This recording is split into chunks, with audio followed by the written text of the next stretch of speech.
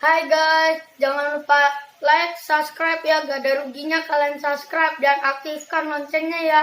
Tuhan Yesus memberkati.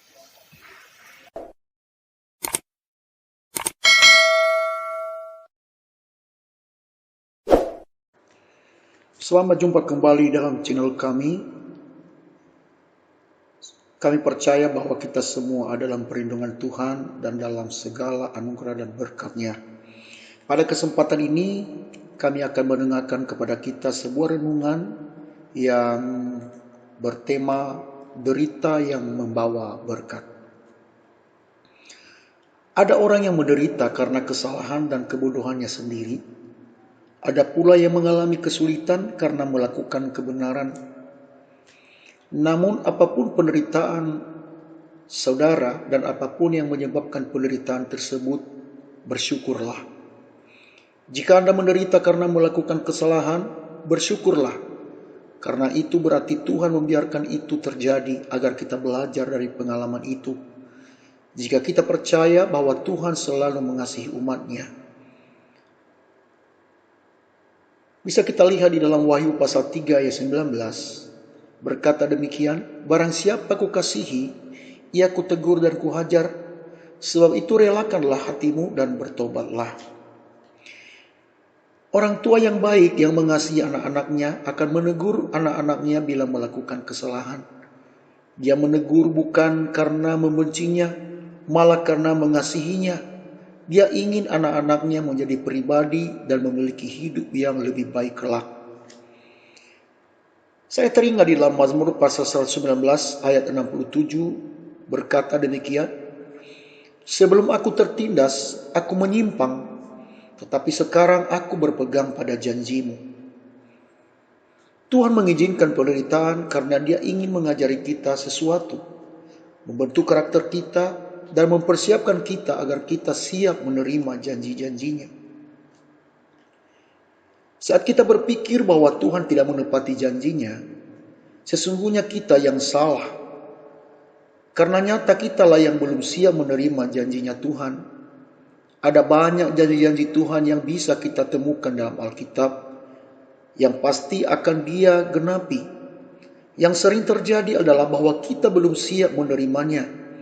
Oleh sebab itu Dia izinkan masalah, pergumulan dan konsekuensi dalam hidup kita untuk mengajar dan membentuk kita menjadi pribadi yang mulia. Mazmur 119 ayat 71 berkata demikian, bahwa aku tertindas itu baik bagiku, supaya aku belajar ketetapan-ketetapan-Mu.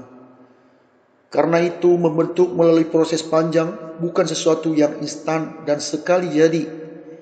Dan melalui penderitaan dan persoalan, Tuhan mengerti kita.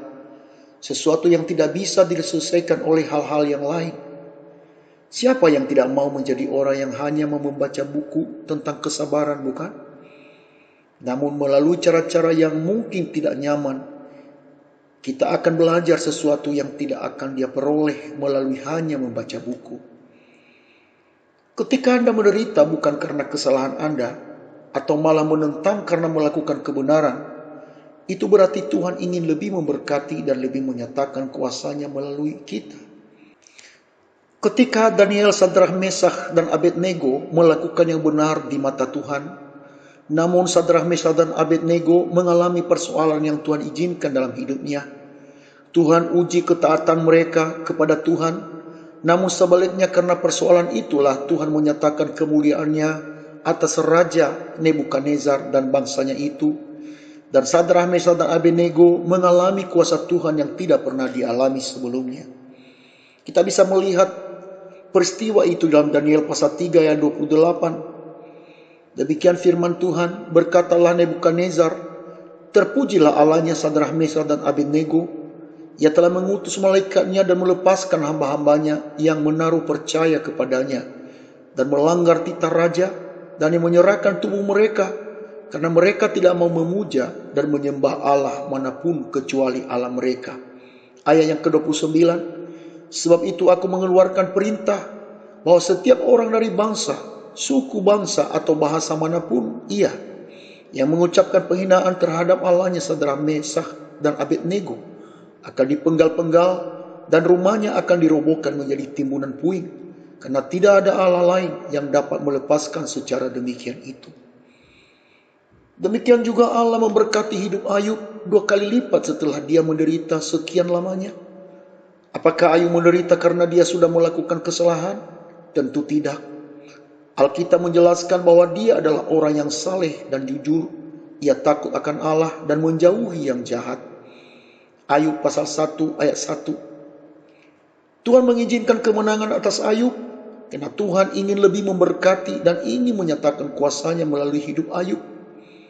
Kita melihat akhir peristiwa dari apa yang Ayub alami dalam hidupnya.